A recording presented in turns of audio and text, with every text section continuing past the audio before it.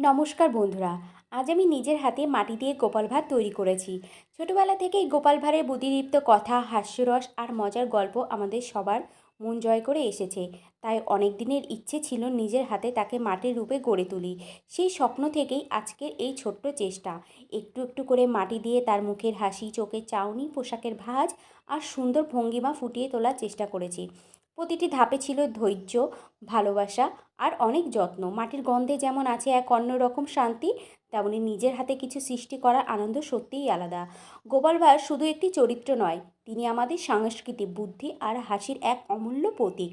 তাই তাকে মাটির মাধ্যমে জীবন্ত করে তুলতে পেরে আমি সত্যিই খুব আনন্দিত। এই কাজটা শুধু একটি মূর্তি বানানো নয়, এটা আমার ভালোবাসা, অনুভূতি আর সৃষ্টিশীলতার প্রকাশ। আশা করি আমার হাতের তৈরি এই গোপাল ভাঁড় আপনাদের সকলের খুব ভালো লাগবে, আপনাদের মুখে একটুখানি হাসি ফোটাবে। ধন্যবাদ।